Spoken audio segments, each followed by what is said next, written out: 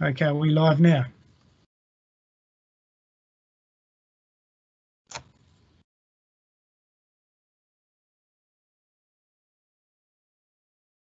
Yes, we're live now. Okay, we'll make a start. I welcome everyone online to our Community Board meeting for the 13th of May. This is going to be a bit different to normal, but I'd welcome the Mayor, Sanchia, our CEO, all the staff that are online now, and our board members. And first thing we'll do is look at the minutes from the last meeting and confirm they're true and accurate record. So would someone like to move a true and accurate record?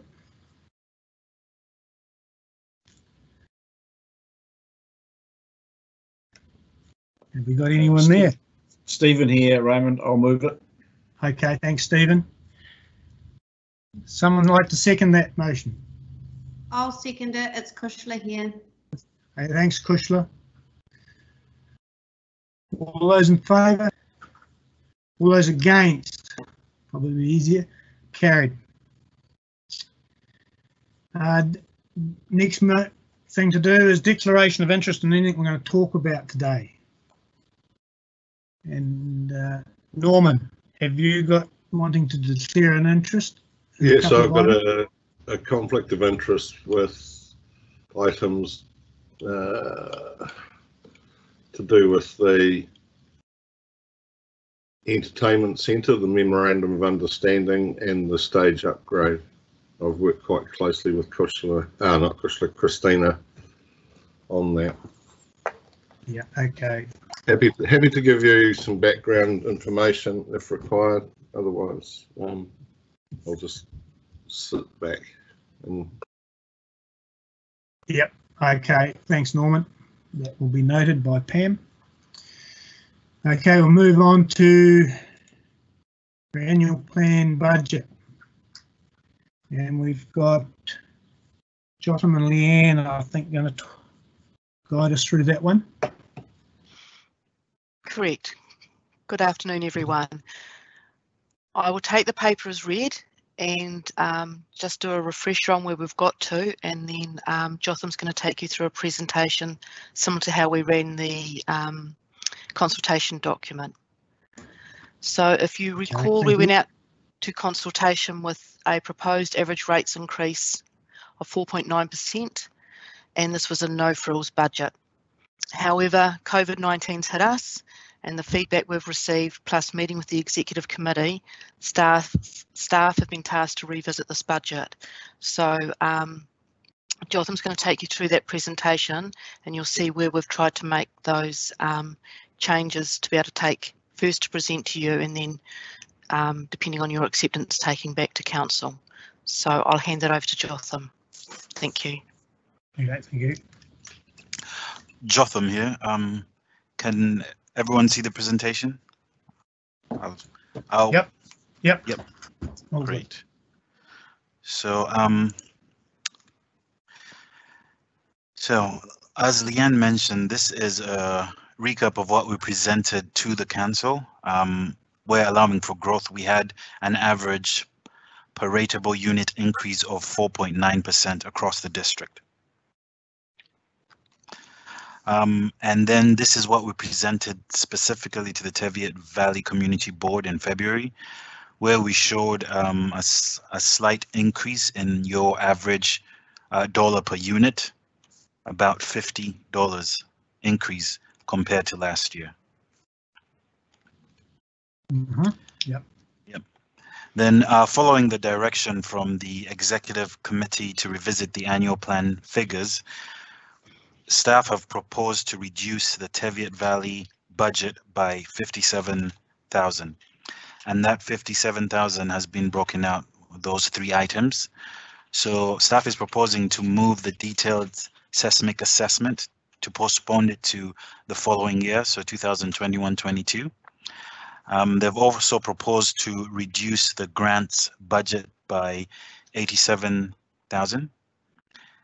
And they've also proposed to reserve fund the LTP consultation costs and spread them across 3 years instead of paying them all next financial year, spread them for the next 3 years. Moving on to the next slide. Jotham, I don't mean to butt in there, but you actually said to reduce 87,000. You mean 87%, 22,000. Yeah. Sorry, Yeah. yes. Yeah. Sorry about that. 87%, 22,000. Yep.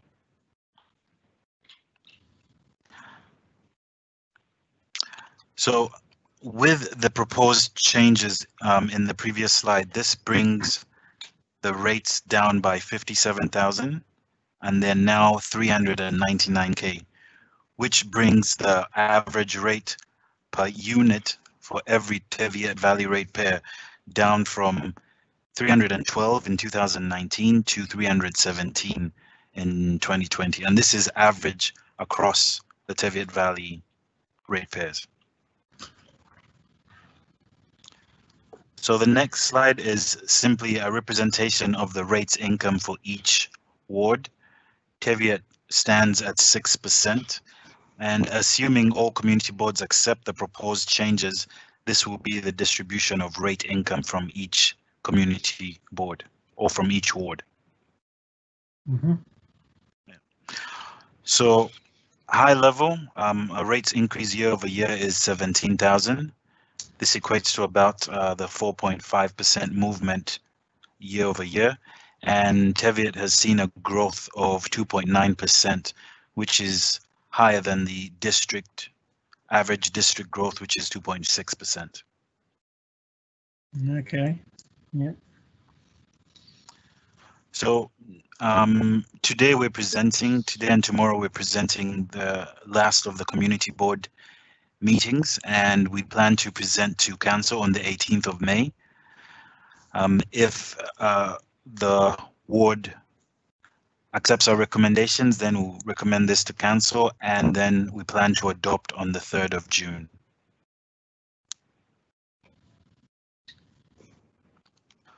So right now I'll take any questions on the presentation or on the report. Jotham, it's Raymond here. Okay. The grants budgets is probably going to be the biggest concern for community board members. Am I correct in saying that 12,000 is contestable every year and the rest of it is fixed grants to different groups? Is that correct? No. Yeah, no, because let me just pull up the grants from. So there were several grants that we looked at, and when I talked to Paula and the other staff members, there's some grants that had already been committed to. So the grants we were able to reduce from the direction from the executive committee were the Roxburgh promotion grants and the Roxburgh general grants. These usually people apply for those during the year. So those. So how much are they? 12,000 are they? 8 and a 4, is it? 4 and a 2.5. 4 and a 2.5. Yes. Yes. Okay. And then the other one we were able to take down was the Anzac Day Observance Grant, which is about $200. Hasn't been used for the last 3 years, so that one, we took that out. The other grant was the Roxburgh Pool Grant, which is the 14,000. So that was the largest of the 4 grants that we took out. So if we take that one out, we're not going to have a swimming pool at all in the Roxburgh this coming season.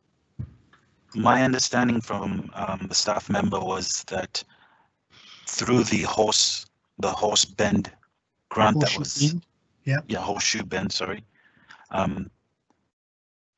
He proposed that this grant would not be necessary because the Teviot had received the Horseshoe Bend Fund. Not The correct. Horseshoe Bend Fund was set aside for the pool redevelopment. That's to build a new facility. Okay. When that was set aside in a resolution 2012, there was a grant at the time of just over 12,000 for the running of the pool by a pool committee, which was part of the school board of trustees. So that was to be an ongoing fund, inflation adjusted. It's up to 14,000 now. That's to run the old pool. The Horseshoe Bend Fund was set aside for the redevelopment of a new pool. Okay. So, yeah. Sorry, Raymond. I think Gordon wants to maybe speak something to that. Oh, okay. Yeah, Yes, I didn't see that, Gordon. Yeah, okay.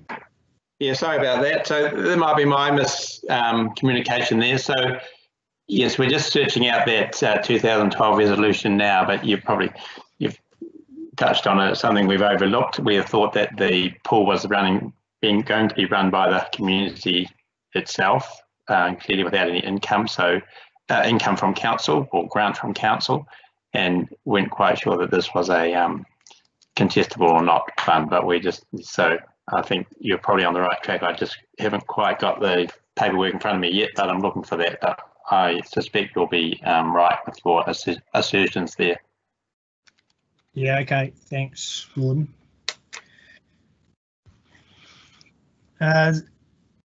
So have we got a breakdown of who else is going to be missing out is the Miller's Flat pool on that fund in the grants budget as well? Miller's Flat pool was not part of the Roxburgh grants for the 2021 year. I can send through the detail later on, but the grants that stayed were there's a cemetery trust grant, the sports grounds committee grant, the Teviot Museum grant, and the Silver Band grant. So those are the grants that remained, and I can send the detail later on. Mm-hmm. Yeah. The sports ground grant, how much is that in? Is that the Roxburgh Sports Ground? Yes, Roxburgh Sports Ground grant, which is 1,000. Okay. I don't know if there's any committee there functioning at the moment that would take up that grant. I'm not sure. Stephen, you got any ideas on that one? All I know at the moment is that you're correct. I'm not sure what's happening with rugby this year. I think that was not going to happen. So as far as I know, it's there is no committee at the moment operating. So you're probably correct. So that's probably $1,000 that we could take out. It's Norman here. There's no senior rugby team this year, but I still believe that there's the schoolboy level or the junior level. So okay. I don't know who's running it though. Yeah, well, that grant will be for the sports ground committee, and which is a combination of whoever uses the ground. I think that's correct.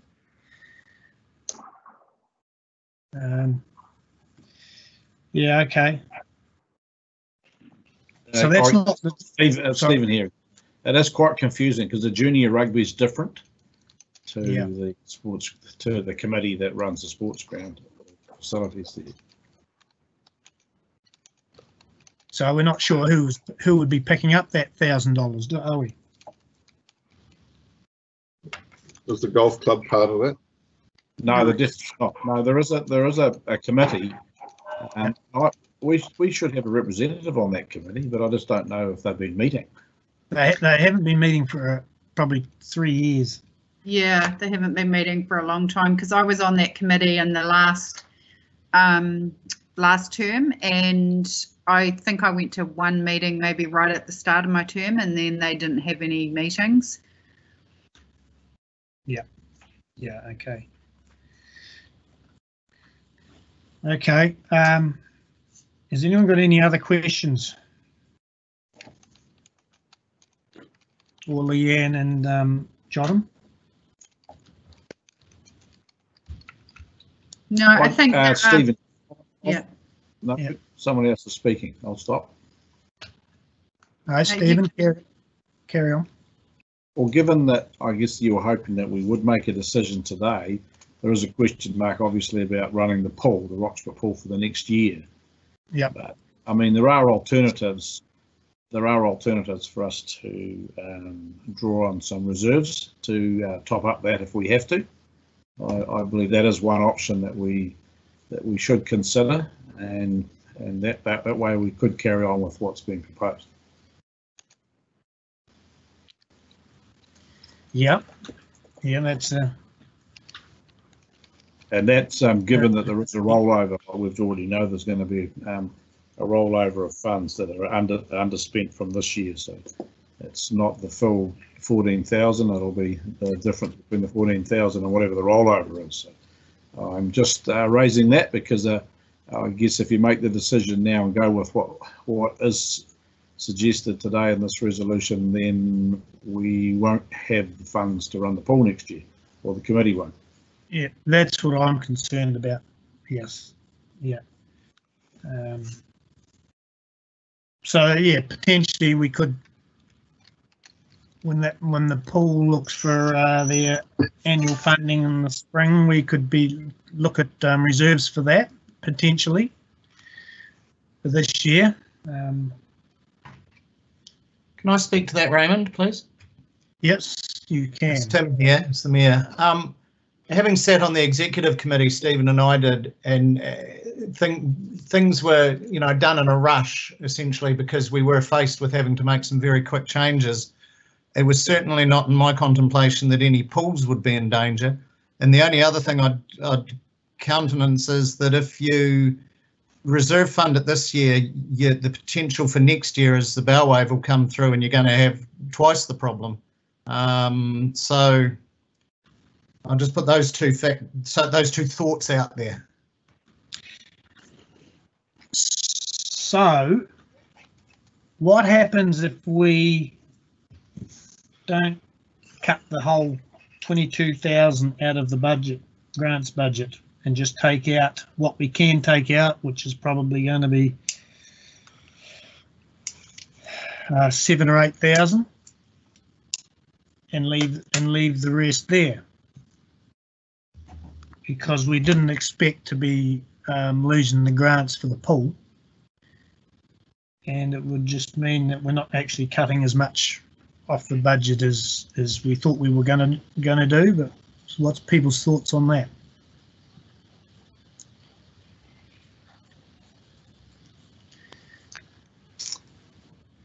Anyone have any thoughts on that? Even here, Raymond, I don't know that would be such a bad thing. But it would be maybe not giving the right signal to the public that we've tried hard to as hard as we can to reduce the rates or keep the rates down for this year. But to achieve that by not having the funds available to run our pool next year for our children is probably not a good way of going about it. And I agree with what our Mayor has said, that there is a bow wave effect if we take money out of reserves. So I have to agree with that for the following year. I'm talking about. Yeah. Raymond, I see Leanne wanting to speak. Oh, sorry, Leanne. Yeah, I'm just not looking. Haven't got my eye on that chat. Yeah. Thank you. So if we recognise that you did not wish to reduce the grants by that level, and that you may only wish to reduce it by, let's say, the carry forward, you can then look at your resolution to say that accepts the revised annual plan budget, the ward annual plan budget, with the exception of reducing the grant by 15,000 instead of 22. Okay, and that will get secure the 14,000 for the pool. Correct. Yeah. So can I just add something there? Just Yes, you can. Just left field. If we happen to get some money from the regional funds that we're looking at for actually starting to build the pool, if that became a possibility, and we were building the pool this summer, then we wouldn't potentially need the running costs this year if we were actually constructing a new pool. If that was at all a possibility, I'm just putting that out there. Yeah, okay. In my report later in the meeting, I had put that I've looked at the Provincial Growth Fund as potentially some money may come from that for a pool project if it meets the criteria. Now, I've had some phone calls this morning about that, and the government has not come forward with any ideas yet or decisions on the criteria for this fund. I talked to Klaus Sandstrom this morning, and he hopes to know more next week after tomorrow's budget. Right. And what they're going to do with this repurposed Provincial Growth Fund, which, you know, is what we were looking at for almost a shovel-ready type project for the pool. Yeah. So that's a potential, but you couldn't guarantee that at all. Yeah. Leanne, do you want to speak again? I was just recommending that the two recommendations is that we accept B would be the accept the revised Ward 2021 annual plan budgets with the exception of reducing the grants, and then C would be recommend to Council that the revised Ward 2021 annual plan budgets be adopted with the amendment, with the proposed amendment. Okay. Is anyone not happy with that? So if I run through these three motions here on the agenda, the board receives the report.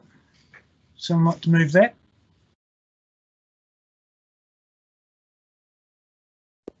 Stephen here, Raymond. I'll move it. And could someone second that? I'll second it. Thanks, Sally. All those against. So everyone's in favour. We'll move that. It's carried. Okay, Thank you. So B accepts the revised Ward 2020-21 annual plan budgets.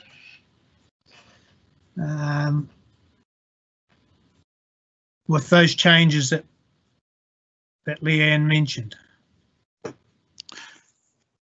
Raymond, there's a new resolution on the screen, if you could see that. Screen would be good. We've got to get the right screen. Jotham's put it up at the end of his presentation. Yep. Okay. Where's that next screen? I can't find that. It should be live on your screen if you're looking at your presentation, at us talking, where Jotham had the presentation earlier.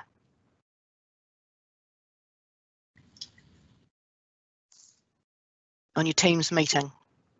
Yeah, haven't got that. Hmm. I've just got a picture of 4 pictures there, Leanne, Stephen and Rebecca and Sally. Oh, Right. wow. Oh, that's. Can others see the screen? Someone read it out. I can read it for you if you want, Raymond. I can see it. So it's B, accepts the revised Ward 2021 annual plan budgets with the exception of including the Roxburgh pool grant.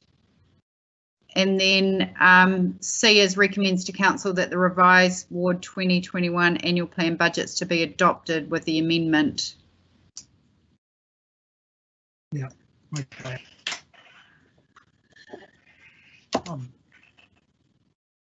Oh, I found it. Here we go. Accepts the revised. So B, someone like to move that we accept the revised Ward 2020-21 annual plan budget with the exception of including the Roxburgh Pool grant. Is that the correct one? Yes, that's the correct one. So I'll move that. Would someone like to second it? I'll second it. Raymond Kushler. Thanks, Kushler. Well, as anyone against? Okay, carried. C, recommends to council that the revised Ward 2020-21 annual plan budgets be adopted with the amendment. Someone like to move that? I will. Thanks, Sally. Seconder? Stephen, I'll second it. Thanks, Stephen. Anyone against that? Carried. Okay, thanks. Thanks Thank for you. that. Thank you. Thanks, Jonathan and Leanne. Okay. Moving on to fees and charges for 2020-21. So, Leanne, are you going to just, will Jotham talk to that? I'll hand this to Jotham. Thank you. Right. Yeah. Jotham here. So the fees and charges report, the purpose of the report is to provide the fees and charges schedule for financial year 2020-2021. And if there are any questions in this report, I'm opening the floor for any questions now. So some of the main things that affect the Teviot Valley are highlighted in blue. Yes. So in the appendix, all Teviot Valley fees and charges are highlighted in blue. Yeah. Anyone got any questions on those fees and charges? Everyone's happy.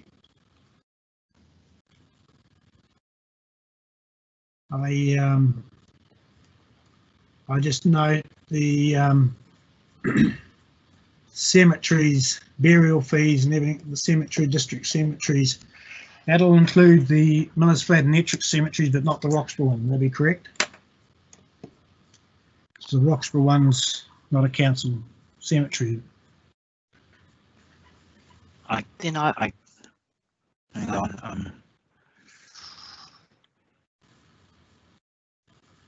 Sorry, just scrolling up to see what page you're looking at.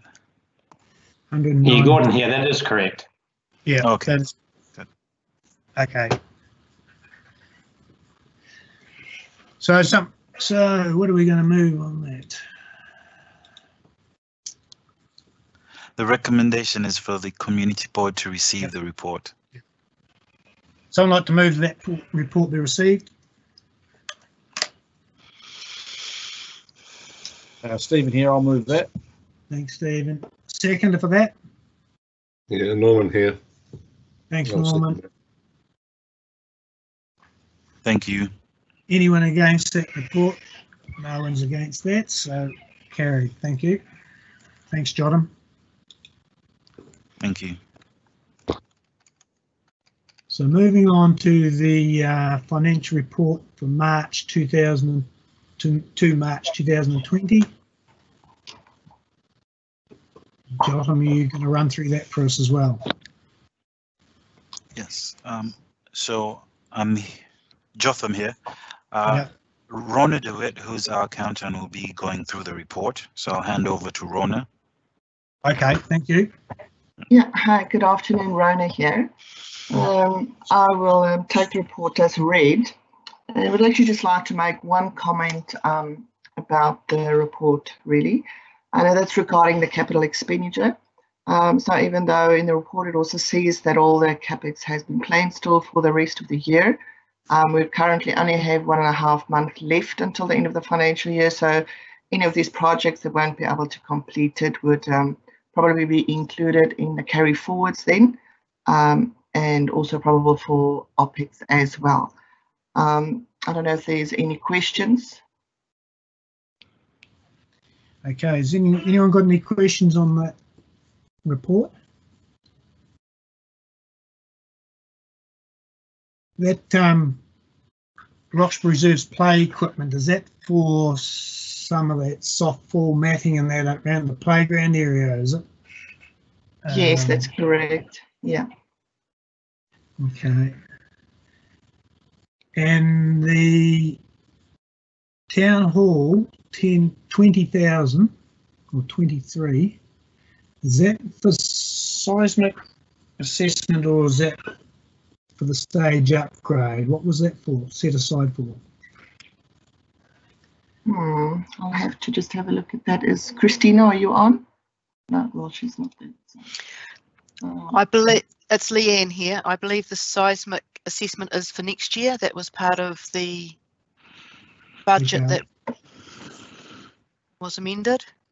Yeah. Christina has replied, given you an answer there. Stage upgrade. Okay, so that's in the budget for the stage upgrade. Okay.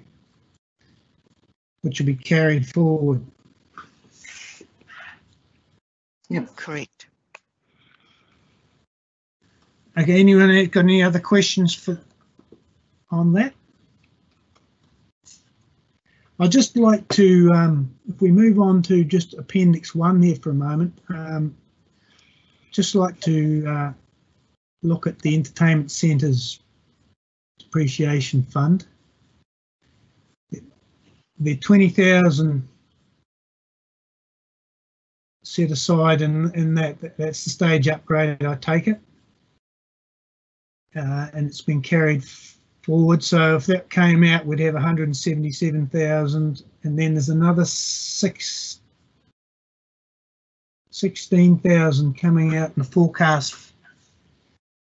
What was that for? Because that fund's getting down to 141,000. So I'm just trying to work out what's coming out. The stage upgrade will be one. What was the other one? Jotham here. So the carry forwards was all the carry forwards that were accepted by the community board.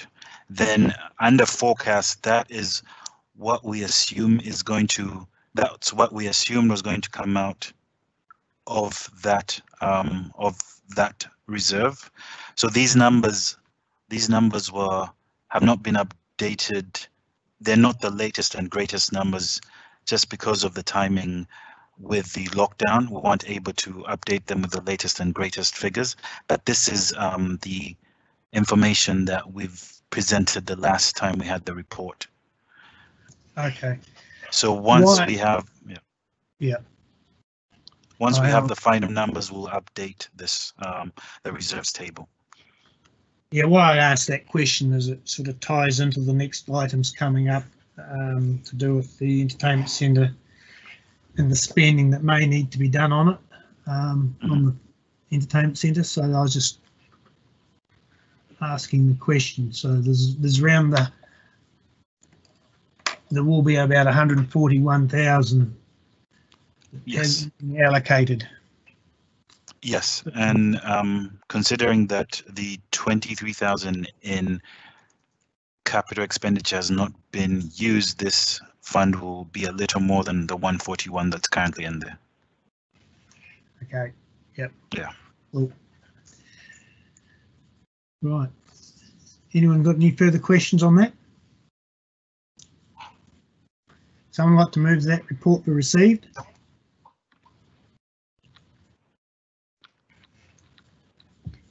It's Kushla here, Raymond. I move that. Okay, thanks, Kushla. Seconder for that?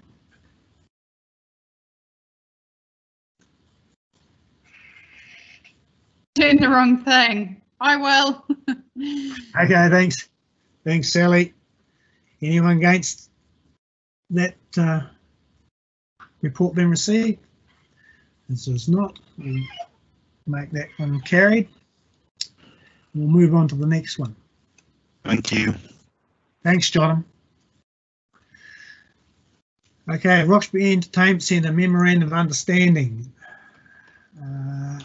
Christina, are you going to talk on to that one, Christina? Yes, I am. Hi, everyone. Thank you. Yep, shall I go? Yep, go for it. All right, so today you've got a number of reports coming from me, but the first three reports, as you've already sort of alluded to, Raymond, got to do with the Roxbury Entertainment Centre. And I'd like to just take this opportunity to really thank the RECIP group, so that's the Roxbury Entertainment Centre Improvement and Promotions Committee Incorporated, for all their hard work and dedication they put towards this building, but also in particular Norman, who's obviously on the board as well, so wears multiple hats, and also Curtis Crawford, who is the president of their group. They've given me a huge amount of support and really helped work through the different aspects of these reports, which have obviously been quite complex, and so what I'm presenting to the board today, so thank you very much. So when considering sort of which report I should put up in what order, I decided that the best place to start is on this MOU.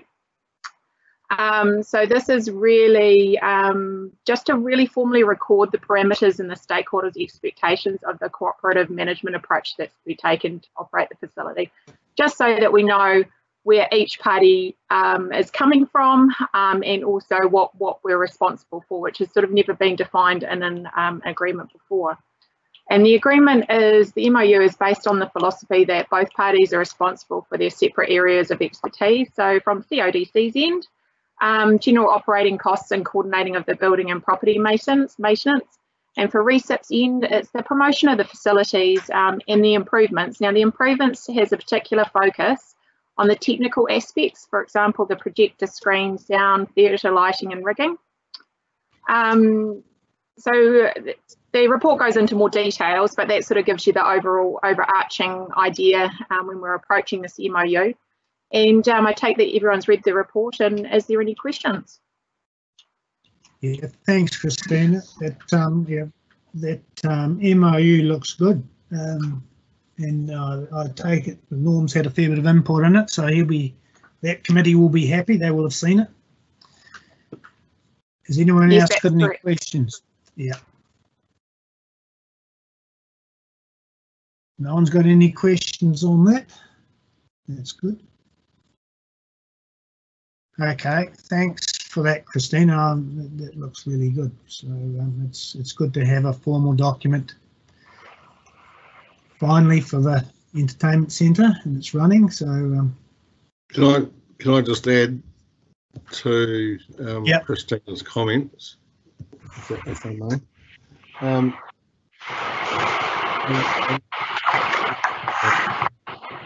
RECIP hat. I'd like to thank Christina for her diligence with dealing with our group. It has been fantastic.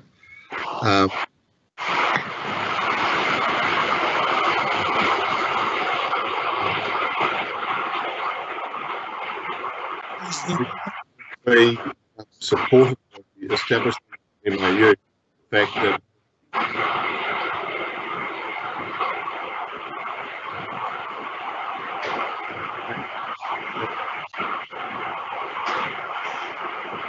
I can't hear Norman, you've got a fair bit of background noise there. That's okay.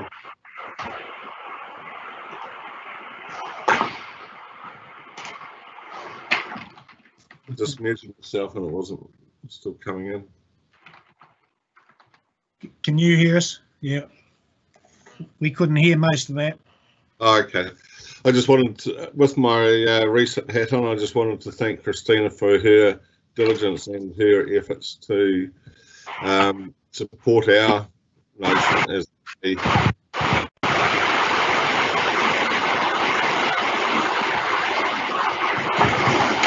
Lost you again, Norman.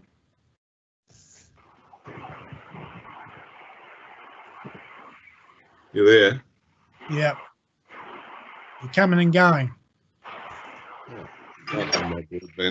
Oh, all I'm saying is thanks to Christina and the fact that we having MOU will help provide future committee members, because as a group of volunteers we do change over time. The group does change over time with a stable framework to work with CODC on the promotion and management of that. Thanks, Norman. That's quite. Okay, can we move on now to, just want to receive that report? I'll move that we receive that report. Would someone like to second it? I'll second it, Raymond. Is that Sally? Thank you, Sally. Yes.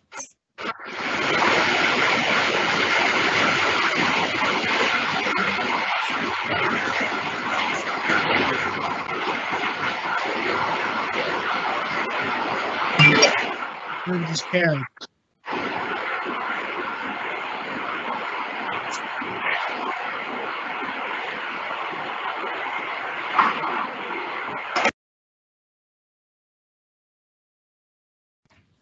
It's quiet again now. Okay. Someone like to move that the execution and ongoing memorandum of understanding with the Roxbury Entertainment Centre improvements and promotions incorporated as contained in Appendix 1 of this report. So would someone like to move that one, please? Kushla here, Raymond. I'll move that. Thanks, Kushla. Someone like to second that? I'll second it, Sally. Thanks, Sally. Anyone against that report being accepted? As is not, I carry that report. Okay. Stage upgrade, Roxbury Entertainment Centre. Christina. Yes, hello. Right, next report.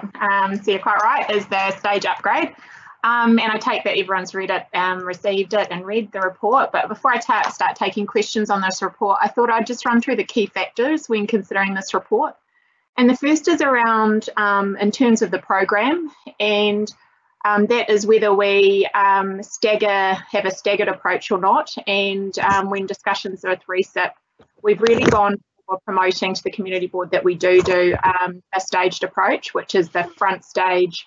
And then once the future demand is demonstrated there, then look at the rear stage upgrade. So split it into two, and at this point just do the front stage.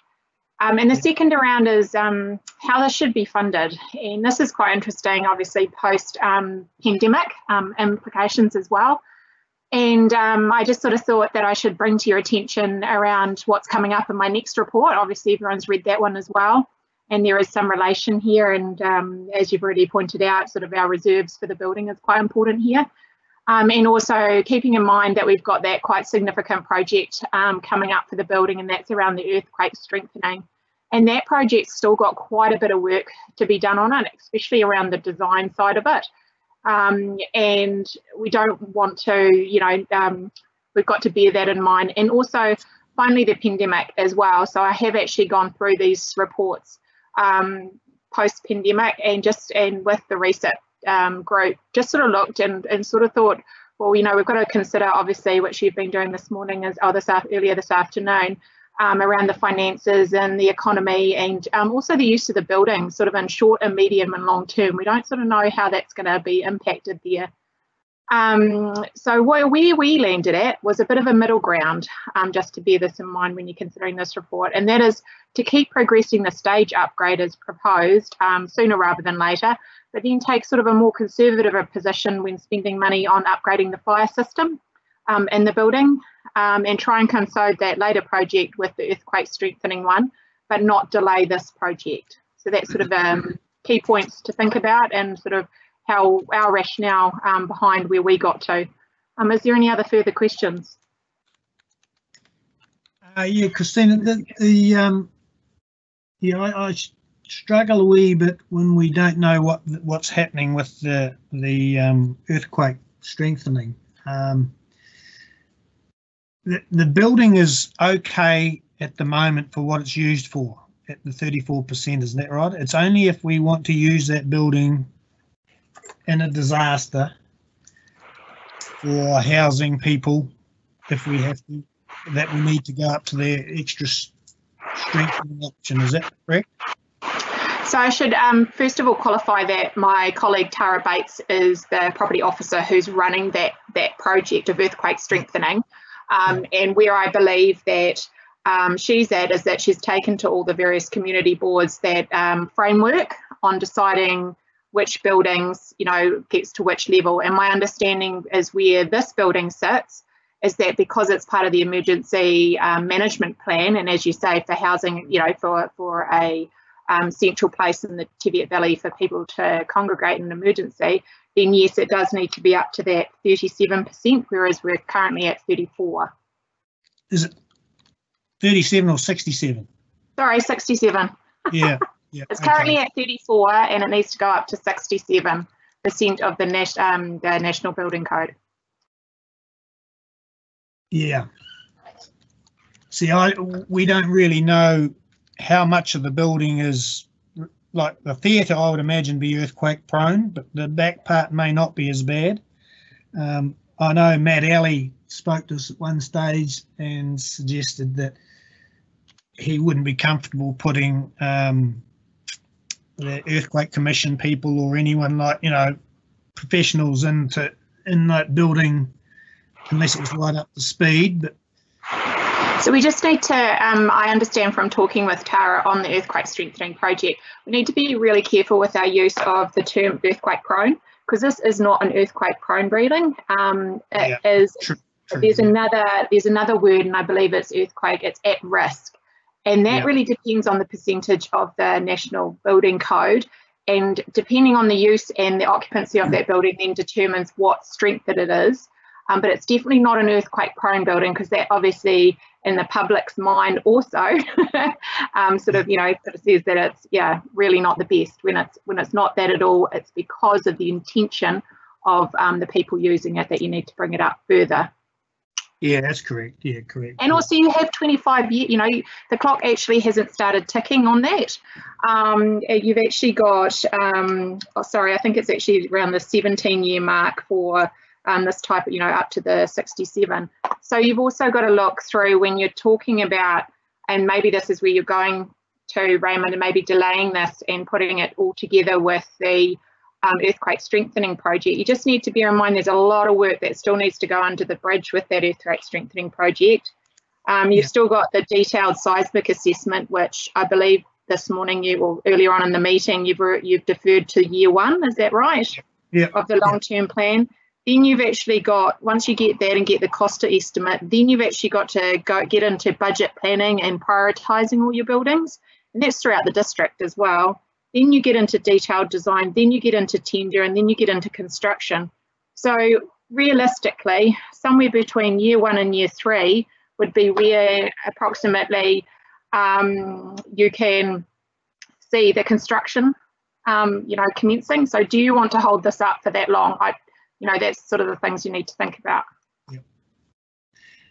Okay. It's probably more the next item that I was sort of looking at. I've got no problems really with this stage 1 upgrade of the project. What's anyone else's thoughts on that? If I can, Raymond, just in charge of that earthquake building project as well, and I'm not at all referring to Teviot because I can't recall, but I know in some of the initial things that we looked at, we've actually got a surplus of buildings that are suitable for use in emergencies. So you could even find that this building doesn't wind up needing to be put up to that level. So I think that's where I was heading with my question. Actually, is does it need to come right up to that standard? Yeah. But that's a decision that's further down the track, and so we've got a look at what we've got in front of us at the moment, I suppose. And can I just add something as well? And I know that I've asked this before, but I can't quite remember. If we wanted to just use the back hall, which is up to standard for emergency, it's Sally here, Rebecca. could we not just use that part of the building and not the front part of the building for emergency work? Yeah, so what was that again? Can you quickly just run through that again, Sally? I was reading something else here. Okay. So the event that we needed to use the, we needed to use it as emergency for emergency purposes.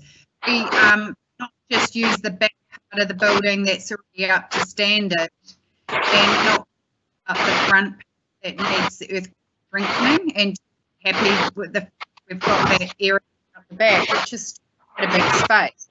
Yeah.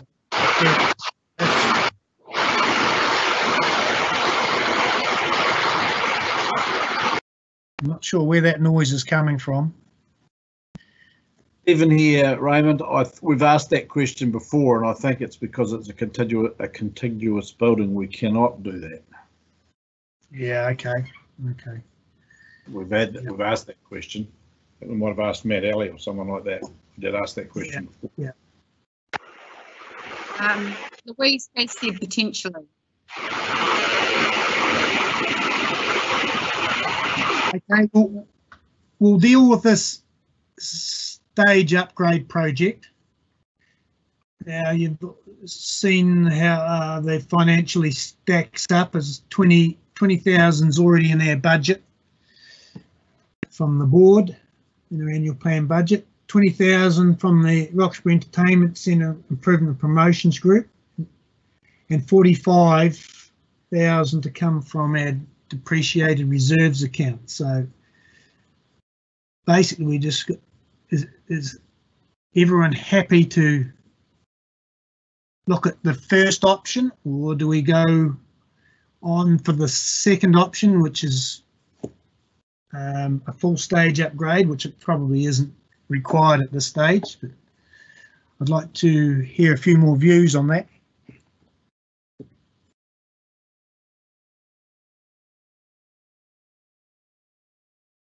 Everyone seems pretty happy with stage. Sorry, Raymond, it's Stephen here. No, I'm not sure I was entirely happy. I was just trying to get it up on the screen, on the other screen. Yeah, okay. So you're suggesting we go with option 1, is that correct? Yep.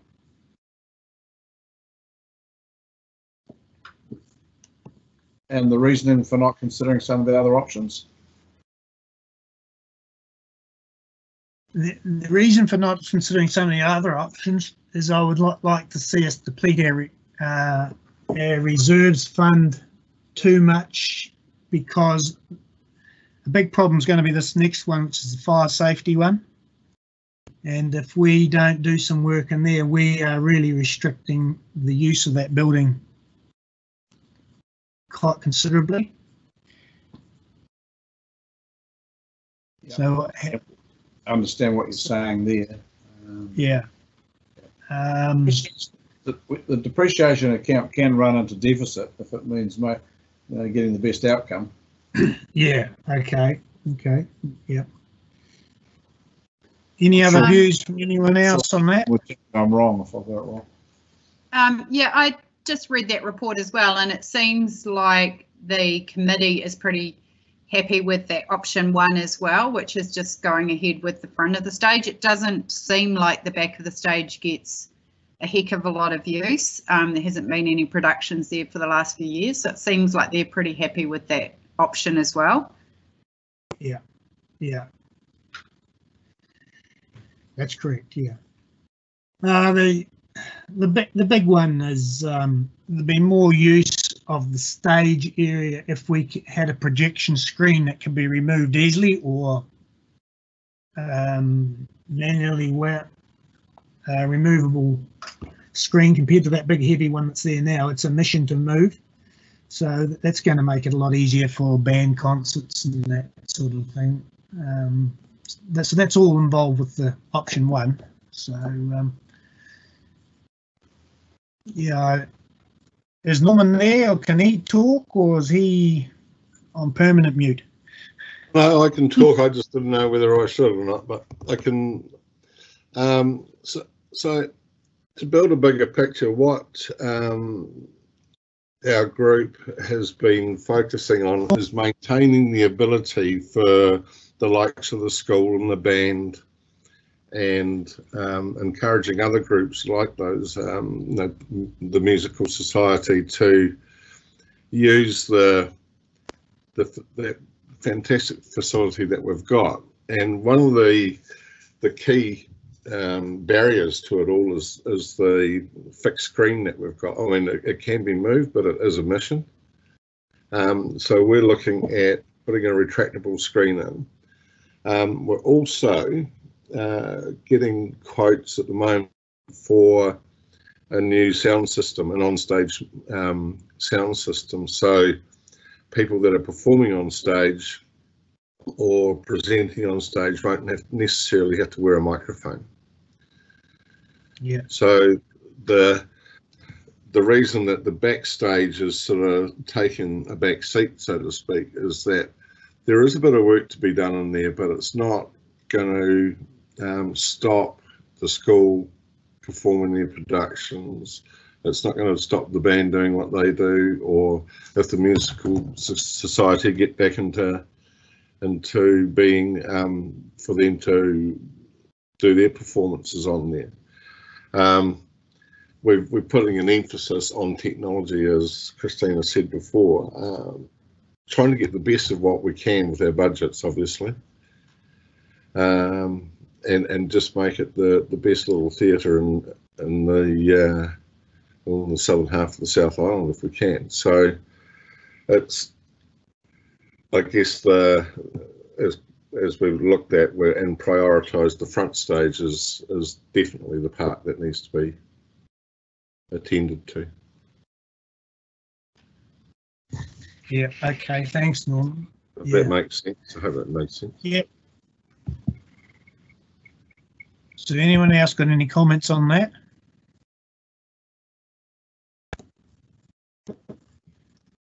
Personally, it's Cushly here. I'm happy with option 1 myself. I think that seems like a good option moving forward. And thank you for your explanation there, Norman. Okay. So I think we can, everyone else seems to be happy with that. Someone like to move that we receive this report. Sally here, I'll do that. Okay, thanks, Sally. Someone like to second that? It's Cushly here, I second that. Thanks, Cushly. Anyone against that motion? So I'll move that as carried. Okay, move on to B. We approve the proceeding with the Roxburgh Entertainment Centre stage upgrade project for the upgrade of the front stage area only. The project cost estimate of $85,000 to be funded from a combination of $20,000 from the annual plan budget, $20,000 from Roxburgh Entertainment Centre Improvement and Promotions Group, and $45,000 from the Roxburgh Entertainment Centre's depreciated reserves account. Someone like to move we do that?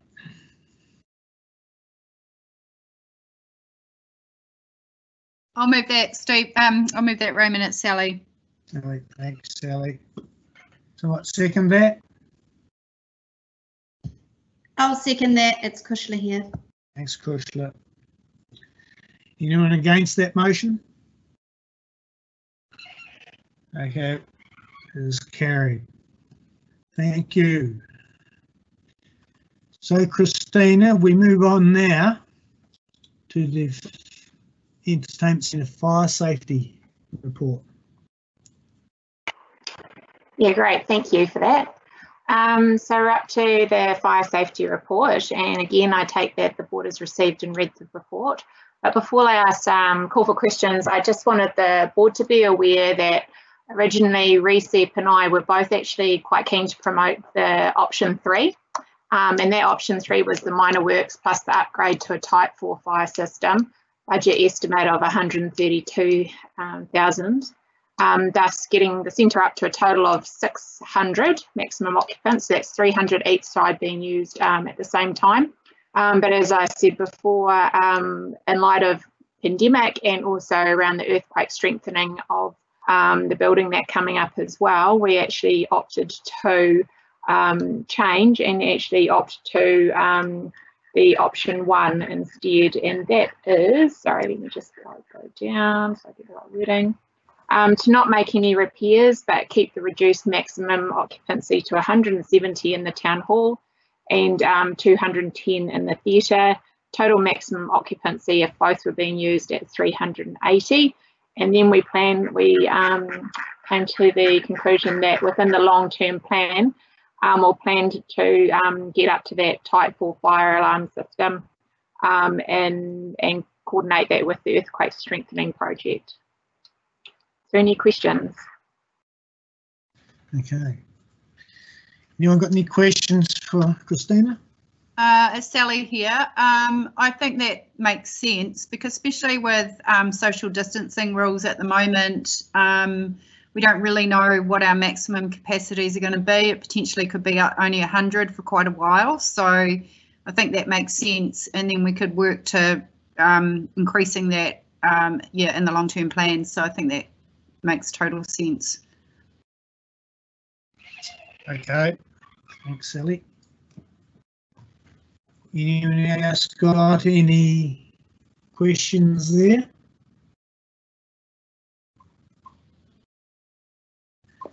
Stephen. No, my thoughts. Okay, Stephen. Yep. My head round about when they think they'll be able to go to the next stage. So it's a big difference between 2021 and 2031, Christina. So. True. Sorry, say that again, Stephen. Sorry, I wasn't quite following. I'm just trying to get clear in my head when it's likely that we would be able to get back to 300 and 300, for example. So at the moment, you've got on there 2021 to 2031. So that's quite a long way out. Oh, that's the long-term plan. That's the name of the long-term plan. Yeah.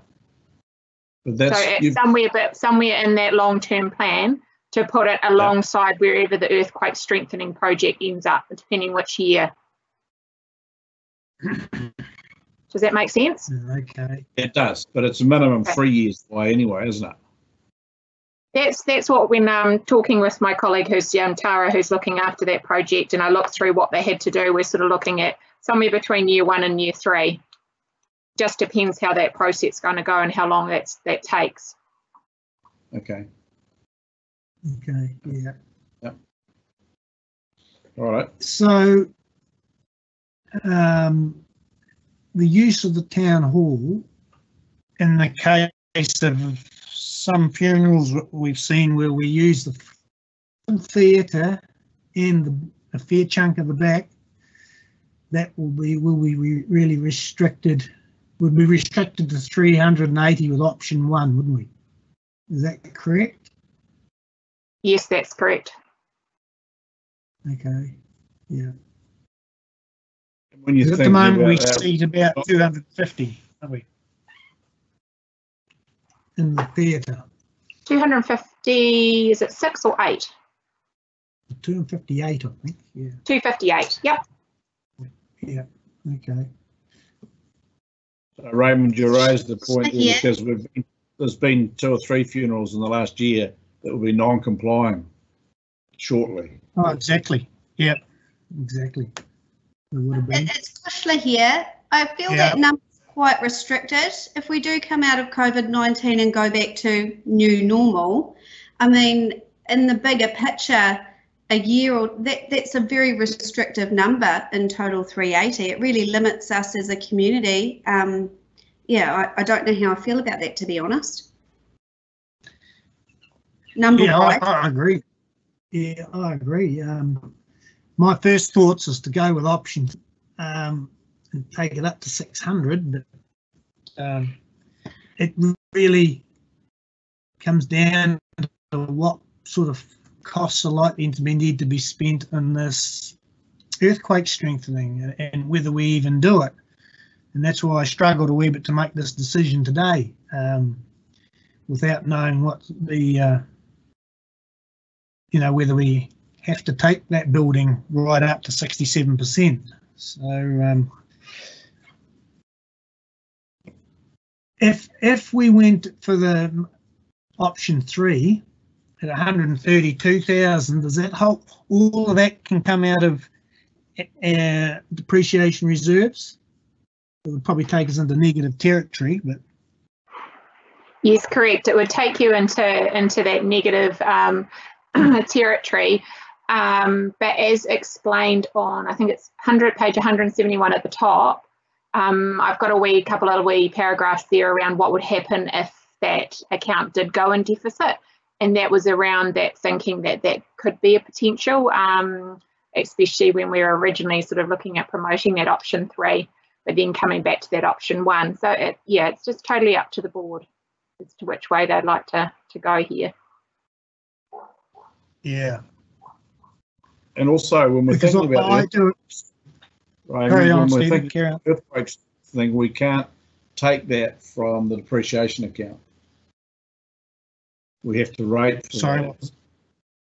So when it comes down to earthquake strengthening, I've asked this question before too. We couldn't use any of the depreciation fund that sits there to do the repairs or do the strengthening. So we're talking about two different pots of money, really. Yeah. Well, we're talking about a pot of money we've got and a pot of money we haven't got. Yep. Yeah. But a pot of money we're going to have to find if we go to 67%. Yeah, exactly. Yeah. Because I'm with Kushka on this one a wee bit, but I find that quite restrictive, that status quo. It's really restricts what that facility can be used for. You probably find that you couldn't do Central Target Awards or anything like that in there, which we had been doing. Yeah. Anyone else got any comment on that? If we consider, sorry, it's Norman here. If we consider the earthquake strengthening project could be an unknown quantity for us, and we are looking for advice and further direction on that ourselves. The fire system remedial work should then be run mutually exclusively as a project, whereas when we took the original decision to support option 1 just recently, we understood that both would progress at the same time. If that makes it any easier to make your decision. Is this you meaning that the option 1 here and the stage upgrade were running together, you mean? Is that what you mean? Option 1 and the seismic survey, the seismic assessment, and the seismic work that may result from that. There was an overlap, I would suggest, in the work that was going to be done, in the physical work that was going to be done. So we were of the understanding that they would both progress in the very near future. When we said that we would support option 1, but obviously from our discussions today, the seismic survey has been put on hold for another year, and we're talking money that we don't have too. So I was, I can't vote on this, but yeah, capacity is good, occupancy is good.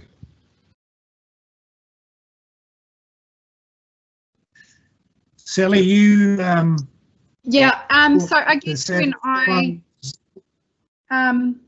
I guess my comments, I didn't realise that it was going to be such a long time before that level would be able to go back up again, like maybe 3 years. So that is quite a long time. But I was thinking that it could potentially happen within a year. So 3 years is quite a long time to keep that capacity at that level, I think. Yeah. So is Leanne still there? Yes, Leanne's still here.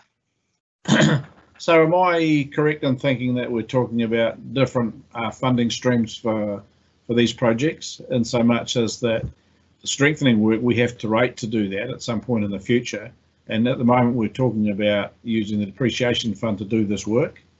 So I understand that we're probably, if we went ahead right now with what we're thinking, we will be in deficit, but it will get topped up over time. So is that a fair assumption or not? You see it differently? That is a fair assumption, but I am, with my financially prudent hat on right now and knowing the challenges our collective community is facing, would not recommend any community ward go into a deficit situation, because it impacts across the entire council bucket of money. Okay. Okay. I understand what you're saying. Okay, so what about minor works, where we get it up to 500 people? Yeah, minor works, what was the cost there? 76. Because I find option 1 fairly restrictive. 250 in the theatre just about fills it. Not quite. And the town hall with 250 out the back. You could run 2 functions basically at the same time, or 1 large function like a funeral. But I think we might have struggled with option 1. That would be, yeah, that would take us 76,000 out of our appreciation fund. Yeah, that's using most of it up all the same. What does anyone think on that?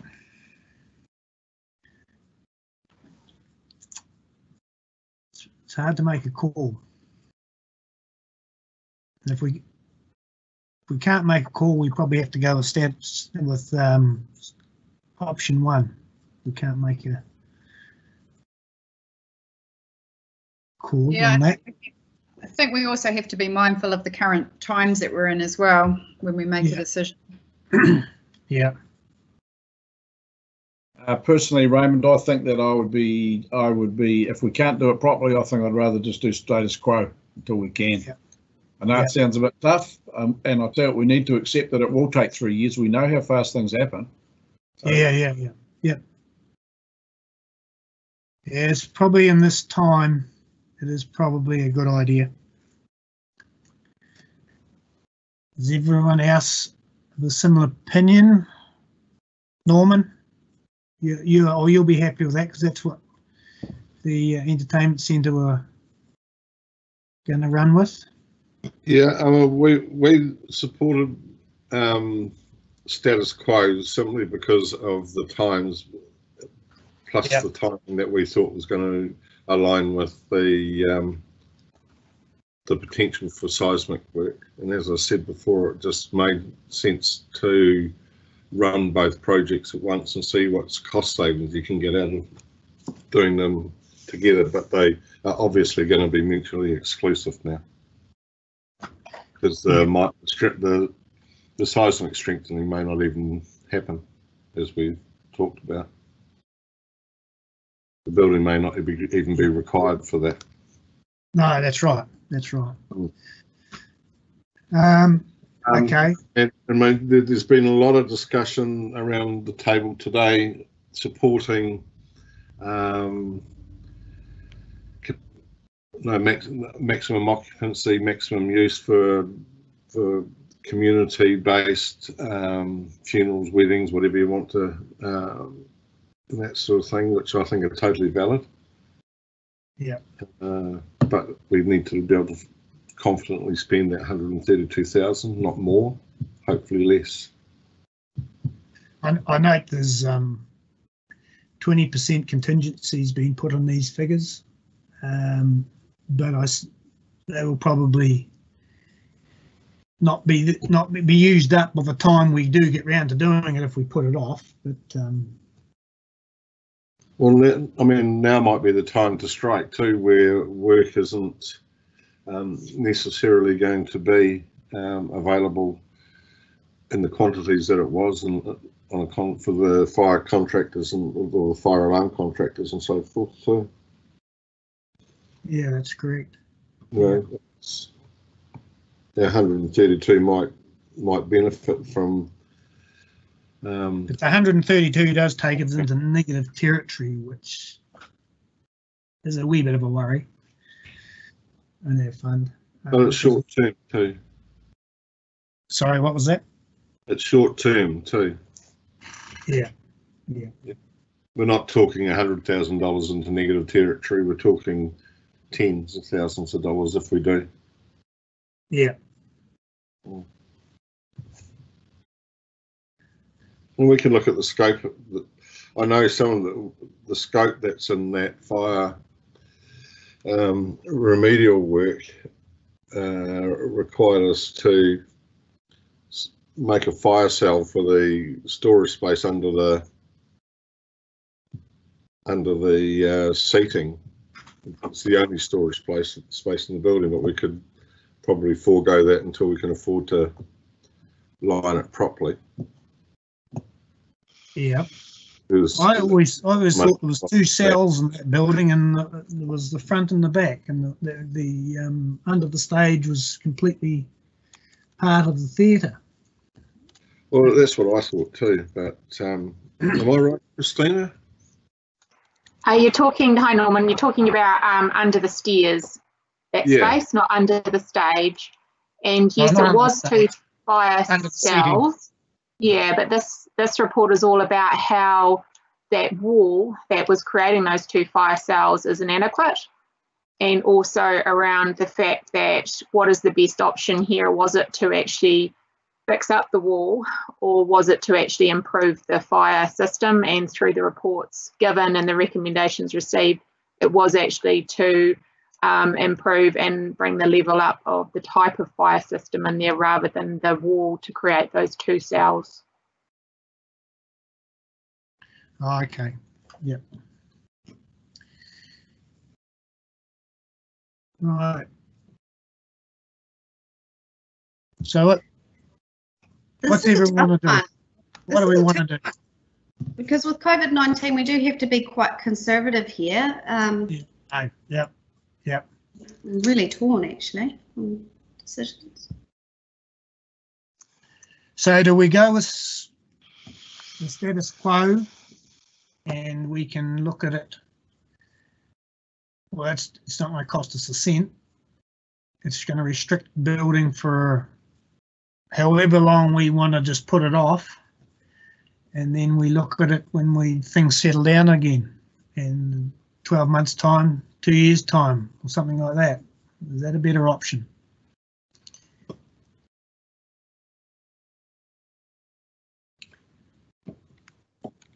Anyone got a view on that?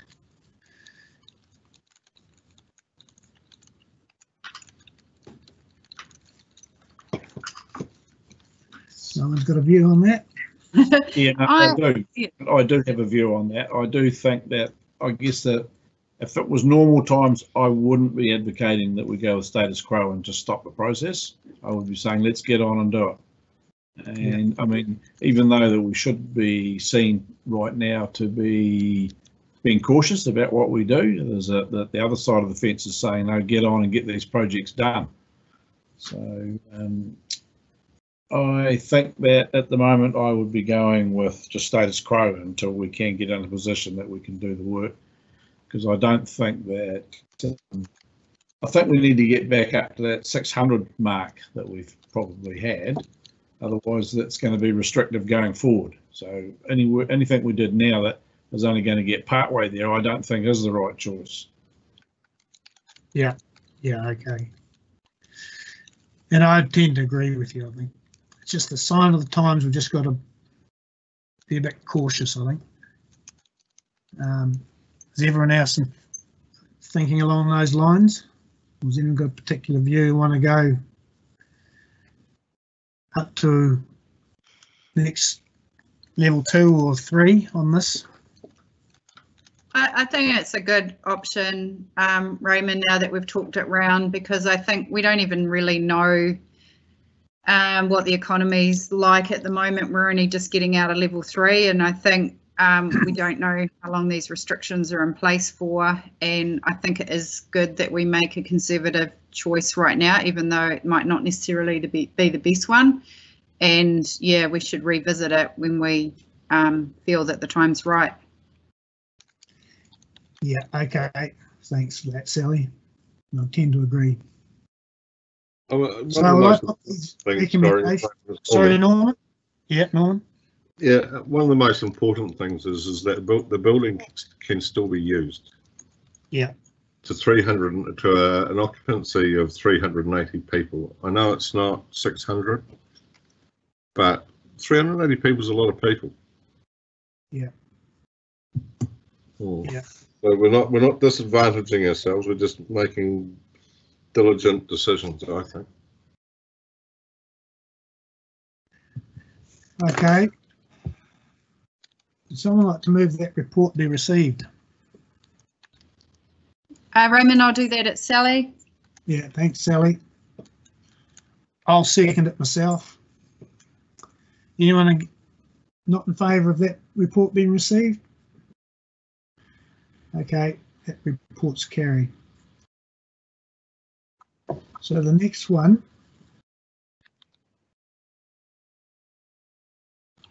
is to remove the firewall from being part of the Roxburgh Entertainment Centre building warrant of fitness compliance schedule. This will permanently reduce the maximum occupancy to 170 in the town hall. Is that the right way around? Yeah, and 210 in the theatre. Total maximum building occupancy 380. Is that the way it was? Yeah, it was. Yeah. Someone like to move that motion be put? I'll move that, Raymond. Thanks, Kushla. Seconder? I'll second that, Raymond. Sally. Thanks, Sally. Anyone against that motion being put? Okay, that motion is carried.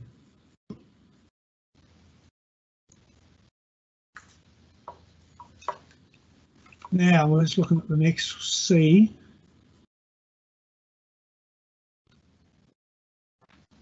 We should do that one. To include in the draft long-term plan 2021 to 31, the budget of 132,000 for the Roxburgh Entertainment Centre to allow for minor works outlined in this report, plus an upgrade to a Type 4 fire. This work will result in an increase to the maximum occupancy of the town hall and the theatre to 300 each, resulting in a total building occupancy of 600. This work is programmed to occur within the upcoming earthquake strengthening project for the complex. Would someone like to move that?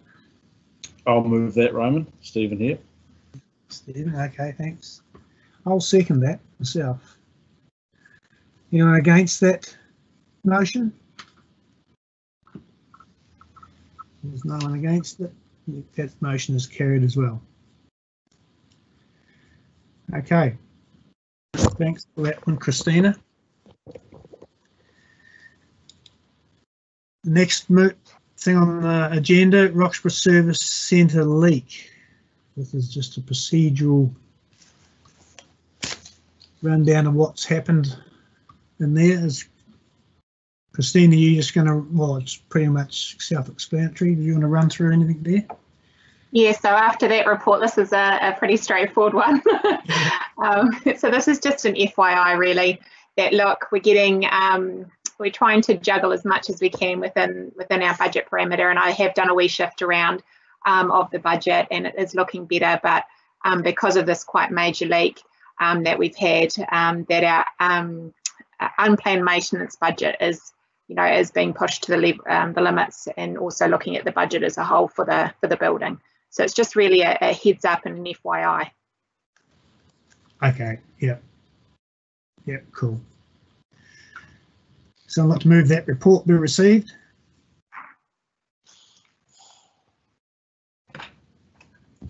I'll do that, Raymond. Sally. Sally, second it. Norman. Thanks, Norman. Anyone against that report being received? Okay, that report's carried. No one had any questions for Christina on that one, was there? Don't think so. Okay, thanks, Christina. You're welcome. Thanks, everyone. Okay. Bye.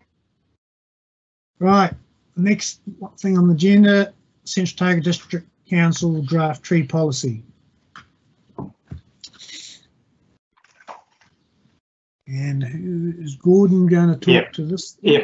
Okay, yeah, thanks, Gordon here. Yeah, thanks. Yep. I've just got a clarification and a couple of comments. So just on the recommendation B, that should read Tree Policy 2020, not 2019. So if you're recommending that, we need to change that. Thanks. Yep. And the other comment that the recommendation is that it goes to council for public consultation, so it'll go there for further consultation and feedback.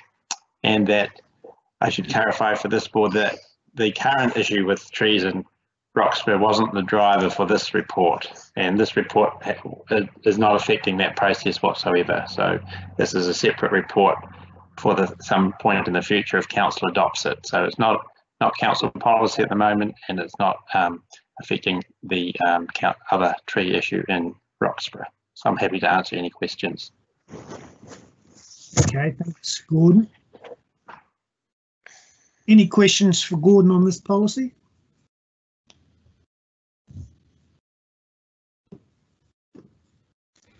It all looks pretty good, really. Yeah, Gordon, Stephen speaking. You've covered off here. I've had a bit of a read of it. It's a big read, actually. But the self-seeding trees that we don't want in our district, you've covered that off pretty well, I think, haven't you? Yeah, we've covered off that the council won't plant them anymore, and that we do support the Wilding Pine Trust to do their work as well, but that's sort of separate to this policy. But the point is that council won't be planting those types of trees going forward. Yeah. Okay. Yeah. That's good. Because we're still planting exotics. So it's like, Yeah. Anyway. I've got nothing any further questions?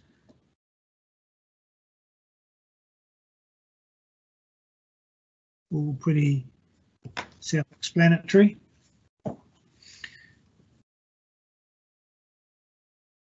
Okay. So I'd like to move to receive that report, set level of significance. Stephen, I'll move that. Thanks, Stephen. Second for that. Here, I'll second that. Thanks, Kushla. Anyone against that report being received? This is not. That report is carried.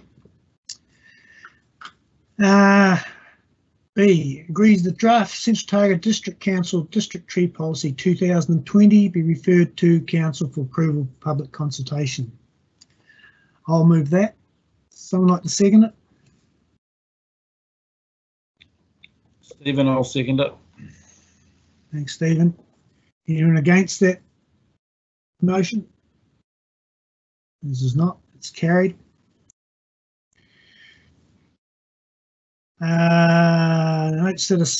Note that a 5-year cyclical tree maintenance regime will be developed with the financial implications for each ward to be considered as part of the 2021 to 31 long-term plan process. I'll move that. Would someone like to second it? Norman? Thanks, Norman. Anyone against that motion? Okay, it's carried. Thanks, Gordon. Thank you.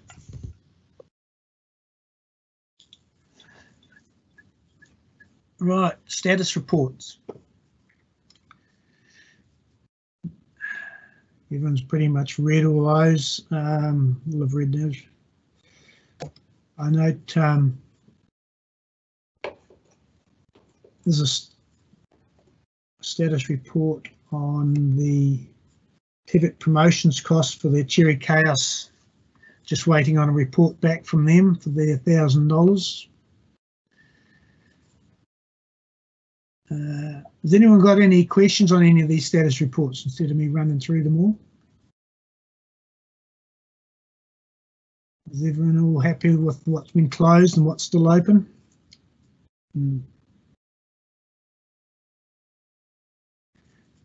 I notice we're waiting on some plans for the Pinders Pond from a Otago Fish and Game Council, still waiting on a jetty and walking track plans for that one.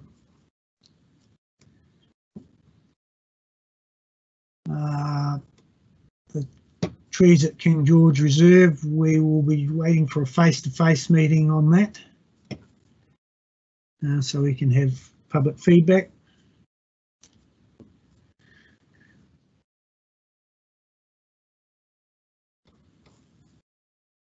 So everyone's happy with that? No further questions? Someone like to move those, to recommend that these reports be received? I'll move that, Stephen. Thanks, Stephen. Seconder for that? Cushla here, I'll second that. Thanks, Cushla. Anyone against that? This is not, that's carried. Mayor's report. Thanks, Raymond. Obviously, not the usual report where I can say where I've been when I've been out and about, because other than I think now 3 occasions, and they've been in the last 2 weeks, I haven't left Clyde. So it's been as unusual for me as obviously for everybody else. I think one of the things that really that report that I've put in though focuses on that we've got a lot of hard times ahead of us, and we all know that, but we've also got to be grateful for what we do have. And I'm sure this board as community leaders will be as realistically positive as we can be, because if you look around the country and around the world, there's a lot and a hell of a lot worse position than us. So we're going to have to keep our chins up and soldier on, I guess, and make the most of a bad lot, but also remember that we're pretty bloody lucky where we are. And the situation that previous boards, previous councils, and indeed previous governments have put us in to get through this somewhat better than many others will. And of course, to be extremely grateful for the lack of fatalities in our district, and certainly at the start of this lockdown period, that was not something that was being contemplated, I can assure you.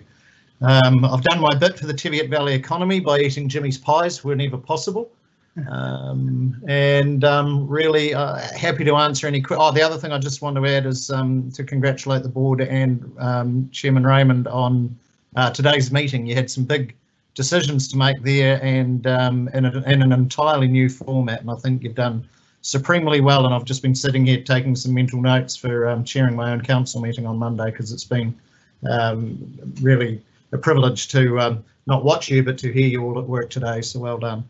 But no, look, answer any questions that anyone may have, but otherwise I'll just ask somebody to move my report. So any questions there for Tim?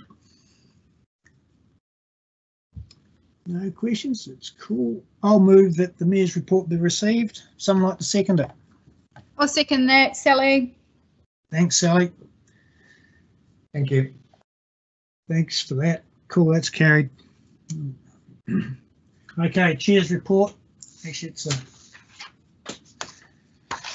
reasonably short and sweet as well. Haven't gone anywhere, but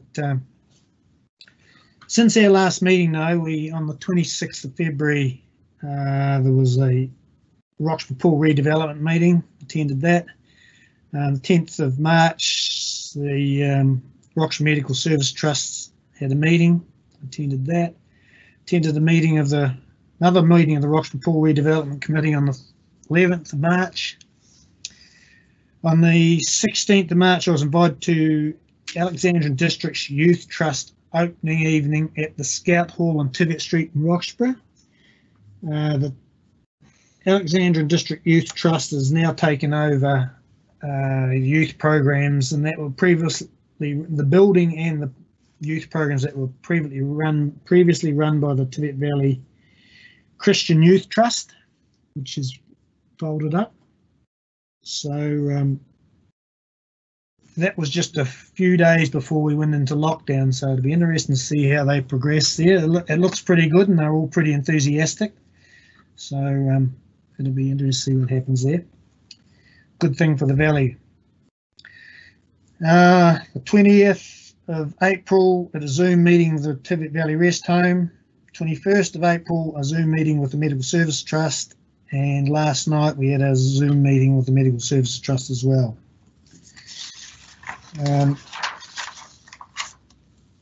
also have done some work on potential shovel-ready projects for the Teviot Valley that could help kickstart some recovery in the valley. These projects being the Roxburgh Pool redevelopment and the Teviot Valley Rest Home extension, and both could start very soon if we were given the go-ahead. After talking to Julie Muir, though, I was advised that smaller community projects less than 10 million would be better fit with the repurposed Provincial Growth Fund, which could potentially work along the same lines. I've talked to Klaus Sandstrom from CODC, who is compiling a list of projects for the Progressive Growth Fund. He has informed me this morning that the government still has not made a decision on criteria for this fund yet and what they're going to do. And he hopes to know more next week after tomorrow's budget announcement. So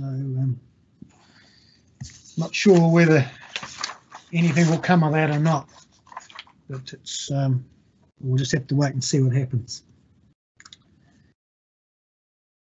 So that's my report. Would someone like to move that report be received? I'll move that, Raymond. Report, Raymond Kushler. Thanks, Stephen and Kushler. Stephen and Kushler seconded. Thank you. Okay, members' reports. Sally, do you want to kick that off?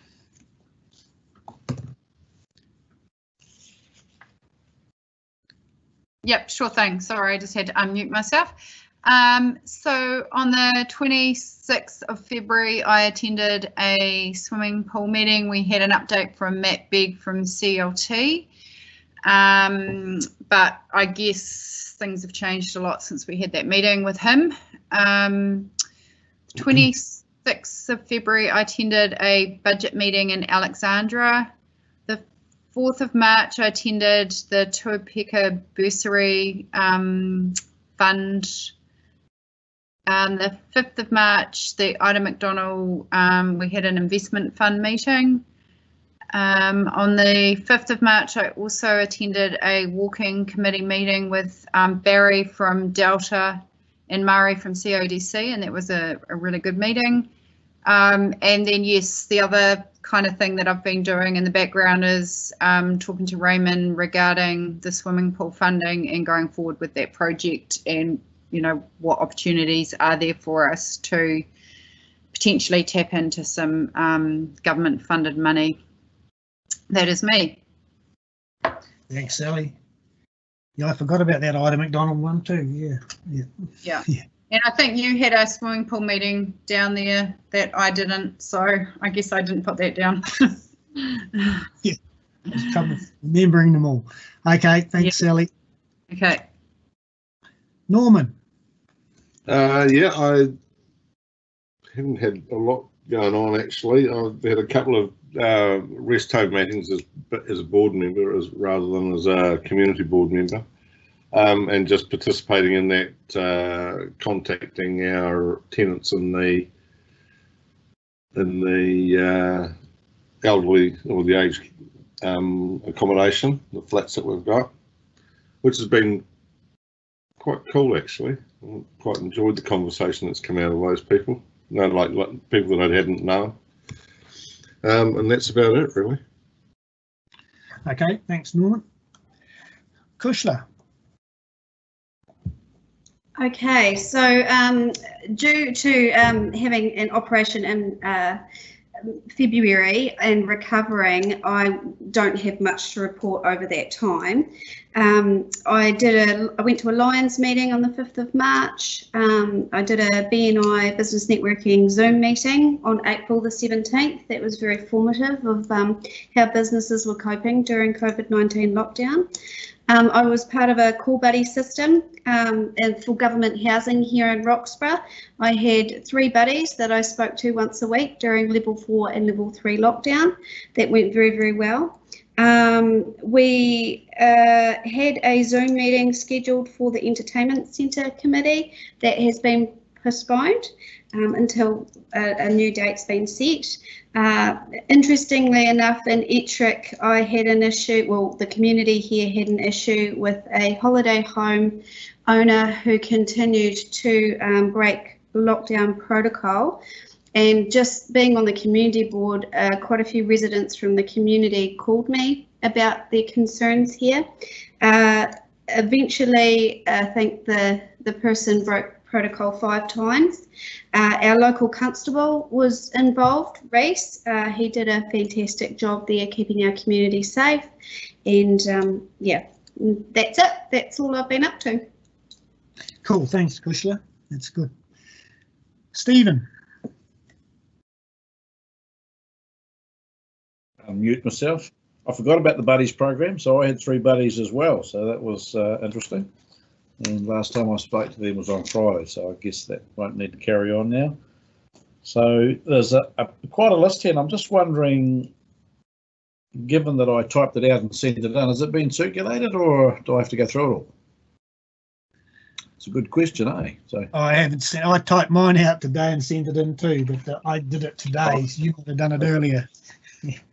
So I'm thinking a lot of the stuff's just attending meetings. Anyway, okay, I'll run through it. So 26th of February, annual plan workshop number 2. 28th of February, audit and risk committee meeting. 2nd of March, Central Otago Labour Market Governance Group meeting. And that was a debrief of the season. And basically, it was reported there was enough labour to get through, but just, and that's on a light crop. 3rd of March, economic development update, and that was just giving a breakdown of what they're looking at doing over the next 2 years, and obviously that will have changed a bit now because of the COVID. 9th of March, Teviot Valley Community Development meeting. 10th of March, hearings panel meeting. That was the last one before the lockdown. 11th of March, council meeting, and that was a consultation document on the annual plan and supporting information, drinking water policy statement, and a few other items. 18th of March, council workshop, housing and community development. The Teviot Valley was used as an example there and for community development, I might add. 27th of March is COVID-19 immigration liaison meeting, and I've been attending them once a week pretty much, and that's update mostly on the RSE scheme, how to get them home and when they'll be coming back, and that's proved quite problematic at the moment, obviously, with the borders closed. 3rd of April, informal council teams meeting. 6th of April, in council executive teams meeting. 9th of April, informal council meeting teams. That was update and discussion. 14th of April, executive council meeting. That's teams. That was on rates.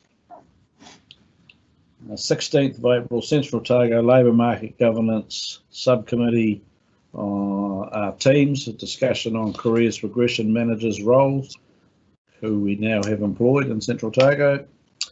Informal council, 17th of April, sorry, informal council meeting on teams. That was update and discussion. 17th of April, COVID-19 immigration liaison meeting once again.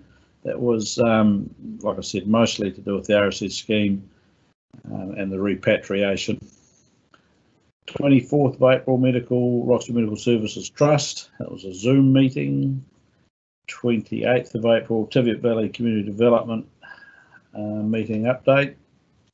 That's the Heritage Trail that's coming, and I might just add there that the Teviot Valley Community Development Scheme is coming to an end, and the Heritage Trail brochure that we're putting out and looking at some interpretation panels to go in as well as the last project to be completed.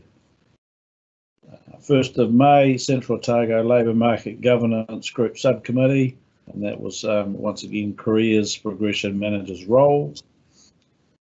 5th of May, Hearings Panel Meeting, that was done on Teams. That was a challenging day, that one, running a hearings panel on Teams and some pretty controversial decisions had to be made. So anyway, that was a long day.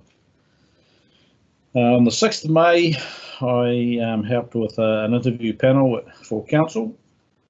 On the 8th of May, informal council meeting on Teams, and on the 8th of May, once again another update on the immigration liaison meeting with 14Z, and that's a Wellington-based one. So I know that's gone through that pretty quickly, but I figured when I typed it up that I was going to get circulated, and maybe it was just a matter of someone asking a question if they wanted some more information rather than having to read through all that. So I guess it's a while since we've done it, so that adds up. That's me. Okay, thanks, Stephen. You'll be an expert on this way of running meetings. Teams and Zoom. You know, I would go along with what Tim said earlier. I think Zooms is a better format than the Teams, but I am getting used to both. So yeah. Okay, thanks for that, Stephen. Someone like to move the members' reports be received? I'll do that. Sally. Second it. I'll second that, Kushla. Carried. Okay. Date of the next meeting, all going well, 2nd of July. So there's nothing further. That's the end of our meeting, and I thank you all for your attendance. It's gone reasonably well, I thought. I was a bit worried about how we were going to get through this, but no, it was quite good. So that's the end of it. Louise, is Louise there still? Yes, I'm here.